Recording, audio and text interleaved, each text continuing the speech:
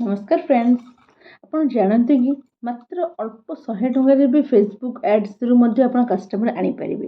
ଅନେକ ଲୋକ ଭାବନ୍ତି ଫେସବୁକ୍ ଆଡ୍ସ ପାଇଁ ହଜାର ହଜାର ଟଙ୍କା ଦରକାର, କିନ୍ତୁ ସତ୍ୟ କଥା ହେଉଛି ଠିକ୍ ଷ୍ଟ୍ରାଟେଜି ଥିଲେ ଛୋଟ ବଜେଟରେ ମଧ୍ୟ ଆପଣ ସେଲ୍ସ ଜେନେରେଟ୍ କରିପାରିବେ। ଆଜିର ଭିଡ଼ିଓରେ ଆମେ ଶିଖିବା ଆପଣ ଯେକୌଣସି ପ୍ଲାଟଫର୍ମରେ ରୁହନ୍ତୁ ନା କାହିଁକି, ଯେହେତୁ ଲିଡ୍ସ ନିହାତି ଦରକାର, ଅର୍ଥାତ୍ ଅଫଲାଇନ୍ ବିଜନେସ୍ ଓ ଅନଲାଇନ୍ ବିଜନେସ୍ ଯେକୌଣସି ୱାର୍କରେ ଆପଣଙ୍କୁ ଲିଡ୍ସ ନିହାତି ଦରକାର। ଲିଡ୍ସ ଆସିଲେ ହିଁ ଆପଣ ୱାର୍କ କ୍ଲୋଜିଂ କରିବେ, ୱାର୍କ କରିପାରିବେ, ବିଜନେସରେ ଗ୍ରୋ କରିପାରିବେ। ଠିକ୍ ଅଛି, ତ ମୋ କହିବା ତ ଆଜିର ଭିଡ଼ିଓରେ ଆମେ ଶିଖିବା ଆଡ୍ସ ମ୍ୟାନେଜର କ'ଣ, କ୍ୟାମ୍ପେନ୍ ଯେଉଁ ସେଟଅପ୍ କରନ୍ତି କିପରି କରିବେ, ରାଇଟ୍ ଅଡ଼ିଏନ୍ସ କିପରି ଖୋଜିବେ, ବଜେଟ୍ କେମିତି ସେଟ୍ କରିବେ ଆପଣ, ଆଉ ଲିଡ୍ ଜେନେରେସନ୍ କିପରି କରିପାରିବେ।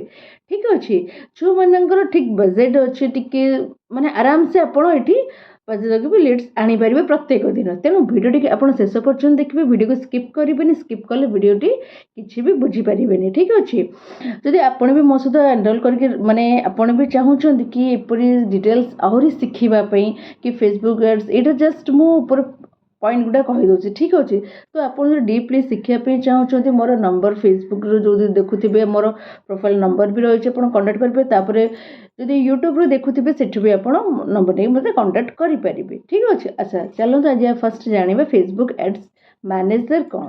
ନା, ଫେସବୁକ୍ ଆଡ୍ସ ମ୍ୟାନେଜର ହେଉଛି ଫେସବୁକ୍ ଆଡଭର୍ଟାଇଜିଂ ଟୁଲ୍। ଏଠାରୁ ଆପଣ ଆଡ୍ସ କ୍ରିଏଟ୍ କରିପାରିବେ, ଅଡ଼ିଏନ୍ସ ସିଲେକ୍ଟ କରିପାରିବେ, ବଜେଟ୍ ସେଟ୍ କରିପାରିବେ, ରିଜଲ୍ଟ ଟ୍ରାକ୍ ବି ଆପଣ କରିପାରିବେ। ଠିକ୍ ଅଛି, ଆଡ୍ସ ମ୍ୟାନେଜରରେ ଆପଣ ନିଜେ ଦେଖିପାରିବେ। ଠିକ୍ ଅଛି, ଦେଖନ୍ତୁ ମେନ୍ ଜିନିଷ ହେଲା କ'ଣ, ମାନେ ଆପଣଙ୍କ ନିଜର ରିଚ୍ ମାନେ କେତିକି ଗଲା, କ'ଣ ଗଲା, କ୍ଲିକ୍ କରିବେ, ଲିଡ୍ସ ଦେଖିପାରିବେ କେତେ ଜଣ କ'ଣ ଆସିଲେ, ସେଲ୍ସ କିପରି କରିବା ବା ଇମ୍ପ୍ରେସନ୍, ଏସବୁ ଡିଟେଲ୍ସ ଆପଣ ନିଜେ ଦେଖିପାରିବେ। ଏହିସବୁ ଗୁଡ଼ାକୁ ହିଁ ନେଇକି ଆପଣଙ୍କ ବିଜନେସ୍ ବହୁତ ଗ୍ରୋ କରିପାରିବେ ବା ଗ୍ରୋଥ୍ କରିବେ। ଏଗୁଡ଼ା ହେଉଛି ସବୁଠୁ ବଡ଼ ପାୱାରଫୁଲ୍ ଟୁଲ୍। ଓକେ, ତାପରେ ଜିନିଷଟା ହେଉଛି ଆମର ଆସିବ ଷ୍ଟେପ୍ ନମ୍ବର 2। ଠିକ୍ ଅଛି, ମାନେ କ୍ୟାମ୍ପେନ୍ ଯେଉଁ ସେଟଅପ୍ ସେଇଟା ଆପଣ କିପରି କରିବେ। ଫାର୍ଷ୍ଟ ଜିନିଷ ରହିଲା ଆଡ୍ସ ମ୍ୟାନେଜରକୁ ଆପଣ ଖୋଲିବେ, ଓପେନ୍ କରିବେ। ଠିକ୍ ଅଛି, ତାପରେ କ୍ରିଏଟ୍ ବଟନ୍ ଉପରେ ଆପଣ କ୍ଲିକ୍ କରିବେ। ଫେସବୁକ୍ ଆପଣଙ୍କୁ କିଛି ମାନେ ଅବଜେକ୍ଟିଭ୍ ଦେଖେଇବ। ଠିକ୍ ଅଛି, ତାପରେ ଆପଣ କ'ଣ କରିବେ, ଆୱାରନେସ୍ ହେଇକି ମାନେ ଫାର୍ଷ୍ଟ ଯାହା ଅବଜେକ୍ଟିଭ୍ ଟିକେ ଆପଣ ନିଜେ ରିଡ୍ କରିଦେବେ। ଠିକ୍ ଅଛି, ବ୍ରାଣ୍ଡକୁ ଅଧିକ ଲୋକଙ୍କ ପାଖରେ ପହଞ୍ଚିବା ପାଇଁ ମାନେ ଫେସବୁକ୍ ସବୁବେଳେ ଚାହେଁ। ଠିକ୍ ଅଛି, ତାର ଟ୍ରାଫିକ୍ କେତେ ଦୂର ଯିବା ଦରକାର, ମାନେ ଦେଖନ୍ତୁ ଆଡ୍ ସେଟଅପ୍ ଯଦି ଯେଉଁମାନେ କରିଛନ୍ତି ସେମାନେ ଜାଣିଥିବେ କେମିତି କ'ଣ ଆଡ୍ ସେଟଅପ୍ କରେ, ଯେପରି ଫେସବୁକ୍ ଇନଷ୍ଟାଗ୍ରାମ୍ ମର୍ଜ କରିକି ତାଙ୍କର ଆଡ୍ ସେଟଅପ୍ କରନ୍ତି। ଓକେ, ଆଜିକାଲି ସ୍ନାପଚାଟ୍ରେ ବି ଆଡ୍ ସେଟଅପ୍ ହେଲାଣି। ୱେବସାଇଟ୍ କିମ୍ବା ଲ୍ୟାଣ୍ଡିଂ ପେଜ୍କୁ ଭିଜିଟର ପଠାଇବା ପାଇଁ ସେମାନେ ଏଙ୍ଗେଜମେଣ୍ଟ ରଖିଥାନ୍ତି, ଲାଇକ୍ସ କମେଣ୍ଟ ସେୟାର ବଢ଼ାଇବା ପାଇଁ ସେମାନେ ଟ୍ରାଫିକ୍ ରୁଲ୍ ମାନେ ଟ୍ରାଫିକ୍ ଯେଉଁ ଆମର ଆଡ୍ ସେଟଅପ୍ କରେ ତାର ଶୋ ମାନେ ଦେଖିଥାନ୍ତି। ଠିକ୍ ଅଛି, ତ ଲିଡ୍ସ କଷ୍ଟମର ଇନଫର୍ମେସନ୍ କଲେକ୍ଟ କରିବା ପାଇଁ ସେମାନେ ଲିଡ୍ସକୁ ବି ମାନେ ସେଲ୍ସ ବି ବଢ଼ାନ୍ତି। ଲିଡ୍ସ ଆଣିଲେ ହିଁ ଆପଣଙ୍କର ସେଲ୍ସ ବଢ଼େ। ପ୍ରଡ଼କ୍ଟ ବିକ୍ରି ବଢ଼ାଇବା ପାଇଁ ଯଦି ଆପଣ ଗୋଲ୍ କଷ୍ଟମର ଆଣିବେ ତେବେ ଲିଡ୍ସ କିମ୍ବା ସେଲ୍ସ ଅବଜେକ୍ଟିଭ୍ ବାଛନ୍ତୁ। ଅଡ଼ିଏନ୍ସ ଟାର୍ଗେଟିଂ ଫାର୍ଷ୍ଟ ଜିନିଷ ହେଲା ମେନ୍। ଅଡ଼ିଏନ୍ସ ଯଦି ଆମେ ଟାର୍ଗେଟିଂ କରିବା ସେଇ ଅନୁସାରେ ହିଁ ଆପଣ ଲିଡ୍ସ ପାଇବେ। ଯେପରି ଆପଣ ନିଜେ ଯାହା ଜଣେ ହାଉସ୍ୱାଇଫ୍କୁ ଯଦି ଆପଣ ଟାର୍ଗେଟ୍ କରିବେ ତାହେଲେ ଆପଣ ଲିଡ୍ସ ସବୁ ହାଉସ୍ୱାଇଫ୍ ହିଁ ଆସିବ। ଯଦି ଆପଣ ଷ୍ଟୁଡେଣ୍ଟ ଯଦି ଥାଆନ୍ତି ତ ଆପଣଙ୍କର ଅଡ଼ିଏନ୍ସ ଯଦି ଷ୍ଟୁଡେଣ୍ଟ ହୁଅନ୍ତି ତାହେଲେ ଆପଣ ଷ୍ଟୁଡେଣ୍ଟକୁ ହିଁ ଟାର୍ଗେଟିଂ କରିବେ। ଠିକ୍ ଅଛି, ବା ଯେଉଁମାନେ ଜବ୍ ହୋଲ୍ଡର ଯେଉଁମାନେ ସେମାନେ ସେ ଜବ୍ ହୋଲ୍ଡରକୁ ହିଁ ଟାର୍ଗେଟିଂ କରିବେ, କାରଣ ତାଙ୍କ ସାଲାରୀ କମ୍।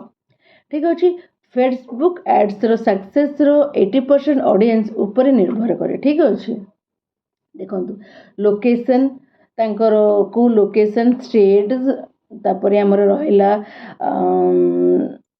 କେଉଁ ମାନେ ଡିଷ୍ଟ୍ରିକ୍ଟ, ତାପରେ ଏଜ୍, ପ୍ଲେସ୍, ସବୁ ଜିନିଷ ମ୍ୟାଟର୍ କରେ। ଓକେ, ତ ତା ଉପରେ ହିଁ ଆପଣ ସେହି ଲୋକେସନ୍ ପାଖାପାଖି ଲୋକଙ୍କୁ ଆପଣ ଯଦି ଆଡ୍ ସେଟଅପ୍ କରାଇବେ, ଲୋକ ଆପଣଙ୍କୁ ମାନେ ଦେଖିବେ। ଯଦି ଯେଉଁମାନେ ଇଣ୍ଟରେଷ୍ଟେଡ୍ ଅଛନ୍ତି ସେମାନେ ଆସି ୱାର୍କ କରିବେ। ସେଥିରେ ପୁଣି ପ୍ରଡ଼କ୍ଟ ମାନେ ଆପଣଙ୍କ ନିଜ ଜେଣ୍ଡର ବି ସିଲେକ୍ସନ୍, ଯଦି ହାଉସ୍ୱାଇଫ୍ ହେଲେ ହାଉସ୍ୱାଇଫ୍କୁ ବେଶୀ ବିଲିଭ୍ କରିବେ। ତ ହାଉସ୍ୱାଇଫ୍ ଯଦି ଦେବେ ସେଠି ଜେଣ୍ଡର ଆପଣ ଫିମେଲ୍ ଦେବେ, ତାକୁ କ୍ଲିକ୍ କରିବେ, ସେଇ ଅନୁସାରେ ଆପଣଙ୍କର ଫେସବୁକ୍ ମେଟା ସେ ଆପଣଙ୍କୁ ହାଉସ୍ୱାଇଫ୍ ହିଁ ଲିଡ୍ସ ହିଁ ଦେବେ। ଠିକ୍ ଅଛି,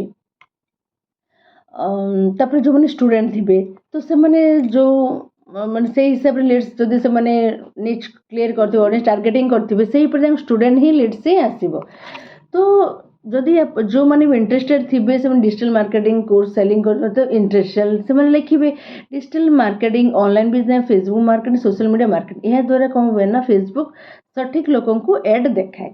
ଠିକ୍ ଅଛି। ବଜେଟ୍ ଷ୍ଟ୍ରାଟେଜି କ'ଣ ନା ଅନେକ ଲୋକ ଆରମ୍ଭରୁ ବହୁତ ବଜେଟ୍ ଖର୍ଚ୍ଚ କରନ୍ତି। ଠିକ୍ ଅଛି। ସେମାନେ କିନ୍ତୁ ଯେଉଁମାନେ ଜାଣିଛନ୍ତି ଫେସବୁକ୍ରେ ଯେଉଁ ଆମର ଆଡ୍ ସେଟଅପ୍ ଦିଅନ୍ତି ଠିକ୍ ଅଛି। ତ ସେମାନେ କ'ଣ ହୁଏ ନା ବଜେଟ୍ଟା ପ୍ରଥମତଃ ଯାହା ବି ଲଗେଇଲେ ଫର୍ଷ୍ଟ ଲିଡ୍ସ ଗୁଡ଼ା ଯେଉଁଗୁଡ଼ା ଆସନ୍ତି ମାନେ ଜଙ୍ଗ ଲିଡ୍ ଗୁଡ଼ା ଆସନ୍ତି। ଠିକ୍ ଅଛି। କିନ୍ତୁ 2-5 days ପରେ ଯେଉଁ ଲିଡ୍ସ ଆସନ୍ତି ସେଗୁଡ଼ା ପୁରା ଆମର ଫ୍ରେଶର ଲିଡ୍ସ ଆସନ୍ତି। ତ ଆଡ୍ ସେଟଅପ୍ କରିଲା ମାନେ ପ୍ୟାସେନ୍ସ ରଖିବାକୁ ପଡ଼ିବ। ଇଏ ମାନେ 2-4 ଦିନ ଲଗେଇଦେବ ତାପରେ ଲିଡ୍ସ ଆସିଲେ କ୍ଲୋଜ୍ କରିଦେବ ନା ସେମିତିରେ ଆସିବନି ହିଁ ଭଲ ଲିଡ୍ସ। ଠିକ୍ ଅଛି। ତ ବହୁତ ଜଣ ଭୁଲ କରନ୍ତି ଆରମ୍ଭରୁ 100-300 ବଜେଟ୍ ଲଗେଇଦେବ 3-5 ଦିନ ଟେଷ୍ଟ ମାନେ କରିଦେବେ ଯେଉଁଥିରେ ଆଡ୍ ଭଲ ରେଜଲ୍ଟ ଦେଉଥିବ ସେଥିରେ ବଜେଟ୍ ଇନକ୍ରିଜ୍ ବି କରିଦେବେ। ଠିକ୍ ଅଛି। ତ ମେନ୍ ଜିନିଷ ହେଲା ଆପଣ ବଜେଟ୍ ଯଦି ଆଡ୍ ସେଟଅପ୍ ଲଗାନ୍ତି ତ ଫାର୍ଷ୍ଟ ଟେଷ୍ଟ କରିବେ ଆନାଲାଇଜ୍ କରିବେ ତା ସହିତ ବଜେଟ୍ ଲଗାଇବେ ଏବଂ ଯାହା ଲଗାଇବେ କଣ୍ଟିନ୍ୟୁଅସଲି କିଛି ଦିନ ଲଗାଇବେ। ଇଏ ନୁହେଁ 4-5 days ଲଗାଇଦେଲେ ତାକୁ ସ୍କିପ୍ କରିଦେବେ। ସେମିତି ହେଲେ ମାନେ କ'ଣ କହିଲେ ଲିଡ୍ସ ଆସିବନି ଭଲ। ଫାର୍ଷ୍ଟ ଲିଡ୍ସ ତ ସବୁବେଳେ ମାନେ ଜାଙ୍ଗ ଲିଡ୍ସ ହିଁ ଆସିବ। ଠିକ୍ ଅଛି। ତାପରେ ଧୀରେ ଧୀରେ ଭଲ ଲିଡ୍ସ ଆସିବେ। ଲିଡ୍ ଜେନେରେସନ୍ ଅର୍ଥ ହେଉଛି ମାନେ କ'ଣ କହିଲେ ପୋଟେନ୍ସିଆଲ୍ କଷ୍ଟମର ଇନଫର୍ମେସନ୍ କଲେକ୍ଟ କରିବା ଯେପରି ତାଙ୍କ ମାନେ name phone number email ID Facebook lead form ବ୍ୟବହାର କରିବା। ଅଫର୍ ମାନେ ଦିଅନ୍ତି କି free book free check list free webinar free ମାନେ କନକ୍ଲୁଜନ୍ ଲୋକମାନେ ଫର୍ମ ଫିଲ୍ କରିବେ ଏବଂ ଆପଣ ଲିଡ୍ସ ପାଇବେ। ଠିକ୍ ଅଛି। ତ ଭଲ ଏଡିକ୍ରେଟ୍ ନଥିଲେ ବି ରିଜଲ୍ଟ ଆସିବ ନାହିଁ। ତ ସେଥିପାଇଁ clear headline attractive thumbnail short video problem solution format ଏସବୁ ଜିନିଷ ଠିକ୍ ଭାବେ ପୋଷ୍ଟ କରିବା ଦରକାର। କାଷ୍ଟମର ମିଳୁନି ବହୁତ ଲୋକଙ୍କ ମାନେ କାଷ୍ଟମର ଆସୁନାହାନ୍ତି କାଷ୍ଟମର କିନ୍ତୁ ଫେସବୁକ୍ ଆଡ୍ସରେ ପ୍ରତିଦିନ ଲିଡ୍ସ ଆସନ୍ତି। ଠିକ୍ ଅଛି। ତାକୁ ହ୍ୟାଣ୍ଡେଲ୍ କରିବାଟା ହିଁ ସବୁଠୁ ବଡ଼ ଜିନିଷ। ଆଉ ଗୋଟେ ଜିନିଷ ହେଲା ଟ୍ରାକିଂ ଆଣ୍ଡ ଅପ୍ଟିମାଇଜେସନ୍। ପ୍ରତିଦିନ ଆପଣ ନିଜେ ଚେକ୍ କରିବେ କି CTR cost per lead reach result ଯଦି ରିଜଲ୍ଟ କମ୍ ଆସୁଛି ଅଡ଼ିଏନ୍ସ ଚେଞ୍ଜ କରନ୍ତୁ କ୍ରିଏଟିଭ୍ ଚେଞ୍ଜ କରନ୍ତୁ ହେଡ଼ଲାଇନ୍ ଇମ୍ପ୍ରୁଭ୍ କରନ୍ତୁ। ଟେଷ୍ଟିଂ ହିଁ ମାନେ ସକ୍ସେସ୍ର ସିକ୍ରେଟ୍। ଇଏ ମାନେ ଆପଣ ସେ ହାଉସ୍ ୱାଇଫ୍ ଇଏ ମାନେ ନିଜେ ନେଇକି କରୁଥିବେ ଆଡ୍ ସେଟଅପ୍ ସେ ଆସୁନଥିବ ତ ସେମିତି ଯଦି ଷ୍ଟୁଡେଣ୍ଟ ଆସୁଥିବ ଭାବରେ ତ କିଛି ଦିନ ଚେକ୍ କଲା ପରେ ଆପଣ ଚେଞ୍ଜ କରିଦିଅନ୍ତୁ। ଠିକ୍ ଅଛି। ତ ସେଇ ଅନୁସାରେ ଲିଡ୍ସ ଆପଣଙ୍କ ନିଶ୍ଚୟ ଆସିବ। ଓକେ। ଯଦି ଆପଣ ଶିଖିବେ ଫେସବୁକ୍ ଆଡ୍ସ ମ୍ୟାନେଜର ଆପଣ ଯଦି ଚାହୁଁଛନ୍ତି ଶିଖିବେ campaigning setup audience target budget strategy lead generation optimise ଯଦି ଆପଣ ଏହି ଷ୍ଟେପ୍କୁ ଫଲୋ କରିବେ ତେବେ ଛୋଟ ବଜେଟ୍ରୁ ମଧ୍ୟ ସେଲ୍ସ ଜେନେରେଟ୍ ଆରାମସେ କରିପାରିବେ। ଠିକ୍ ଅଛି। ତ ଗାଇସ୍ ଭିଡ଼ିଓଟି ଯଦି ଭଲ ଲାଗିଥାଏ ଲାଇକ୍ ସେୟାର ସବସ୍କ୍ରାଇବ୍ ତ ନିଶ୍ଚୟ କରିବେ। ଆଉ ଫେସବୁକ୍ ଆଡ୍ସ ଯଦି ଆପଣଙ୍କୁ ଦରକାର ଶିଖିବା ପାଇଁ ଚାହୁଁଛନ୍ତି ତାହେଲେ କମେଣ୍ଟରେ ବି ଆପଣ ଲେଖିଦେଇପାରିବେ ଚେକ୍ ଲିଷ୍ଟ। ଓକେ। ରହିଲି ନମସ୍ତେ।